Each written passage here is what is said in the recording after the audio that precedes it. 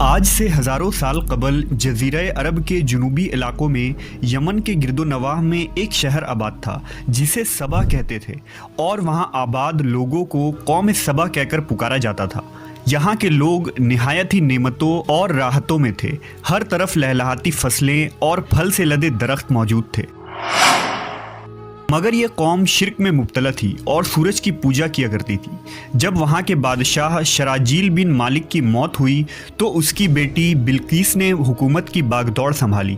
بعض مورخین نے لکھا ہے کہ بلقیس کے والدین میں سے ایک جنات میں سے تھے، مگر اس نظریے کی کوئی واضح دلائل نہیں ملتی۔ ملکہ بلقیس ایک قابل عورت تھی جس نے یمن پر 9 سال نہایت ہی خوبصورتی سے حکومت کی۔ دنیا کے بیشتر علاقوں میں جو تجارت ہوتی تھی وہ سبائیوں کے ہاتھ میں تھی۔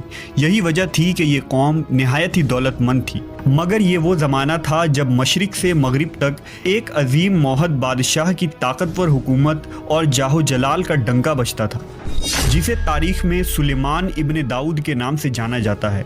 حضرت سلیمان علیہ السلام کی حکومت دنیا کے بیشتر ممالک میں تھی، جس کا دارالخلافہ یروشلم شہر تھا۔ آپ کو ہوا، جنات، چرند و پرند اور جانوروں پر حکمرانی عطا کی گئی تھی۔ ایک دن کا واقعہ ہے کہ حضرت سلیمان علیہ السلام نے دربار لگایا تو جن و انس، جانور اور پرندے سب کے سب حاضر ہوئے، مگر ان کا چہیتا پرندہ ہدہد غائب تھا۔ آپ نے پوچھا ہدہد کہاں ہے؟ جب وہ نظر نہ آیا تو سلیمان علیہ السلام نے فرمایا اگر وہ اپنی غیر حاضری کی کوئی مناسب وجہ پیش نہ کر سکا تو اسے ذبح کر دیا جائے گا۔ ابھی یہ گفتگو ہو رہی تھی کہ ہدہد حاضر ہو گیا۔ پوچھا گیا تم کہاں تھے؟ ہدہد نے بڑے احترام سے جواب دیا، اے اللہ کے پیغمبر، میں اڑتے اڑتے ایک ایسے ملک پہنچ گیا جہاں لوگ شرک میں مبتلا دیکھے۔ وہ آگ اور سورج کی پوجا کرتے ہیں۔ ان کی ایک رانی ہے جسے وہ بلقیس کے نام سے پکارتے ہیں۔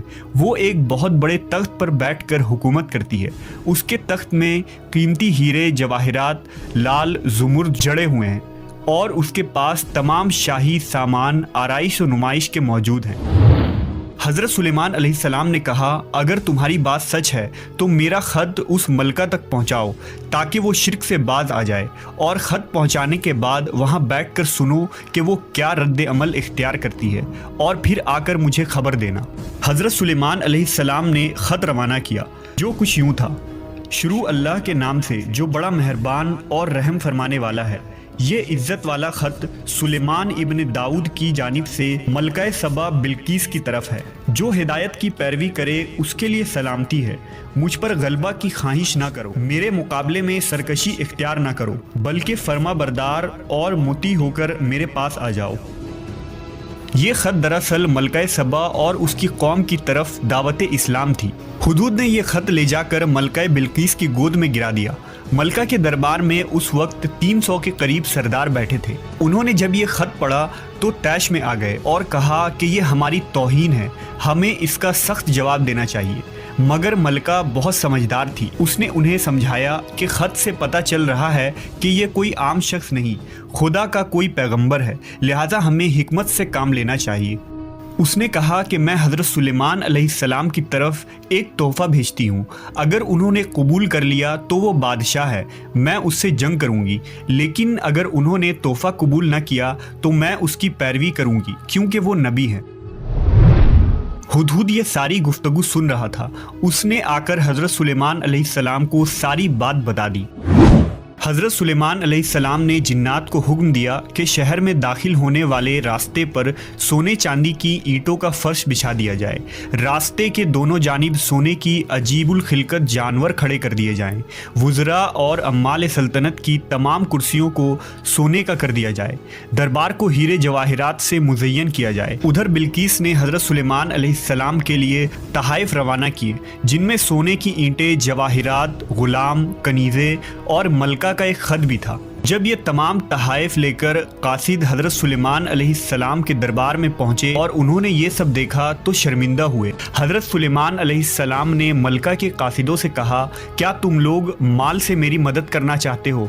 मगर देख लो, जो कुछ अल्लाह ने मुझे दे रखा है वो उससे भी ज़्यादा है जो तुम्हें दिया है, लिहाजा तुम्हारा तोहफा तुम्हें मुबारक हो। अब तुम अपने तहाइफ के साथ वापस जाओ और अपनी मलका से कहना कि हमारा इंतज़ार करे, हम एक ज़बरदस्त लश्कर लेकर आएंगे।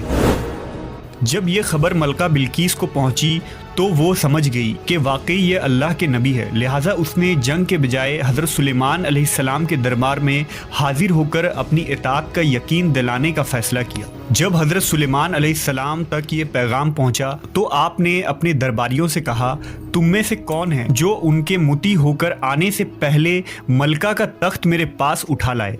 एक देव हैकल जिन ने कहा, आपके दरबार को बर्खास्त करने से पहले मैं उसे ला सकता हूँ, मैं इस काम की पूरी कुव्वत रखता हूँ और अमानतदार भी हूँ।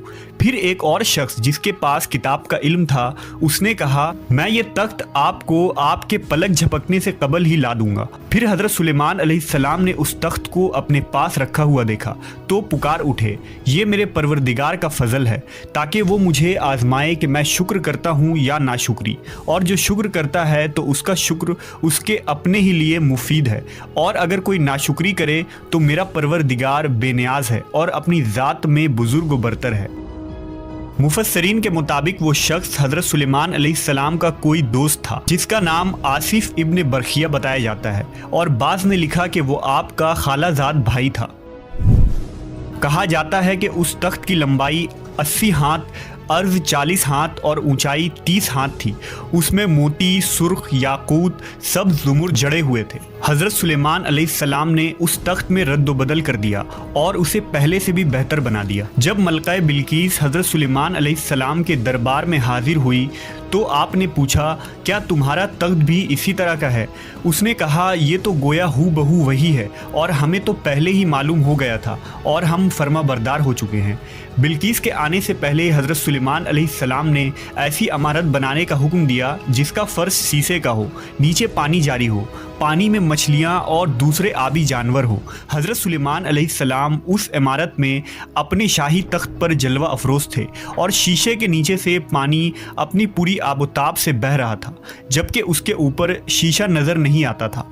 बिल्कीस को इस महल में लाया गया।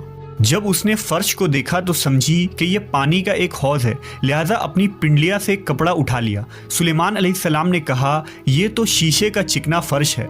तब वो शर्मिंदा हुई और बोल उठी, ऐ मेरे परवरदिगार, मैं सूरज की पूजा करके अपने आप पर जुल्म करती रही हूँ और अब मैंने सुलेमान के साथ अल्लाह रब्बुल आलमीन की इताअत कबूल कर ली।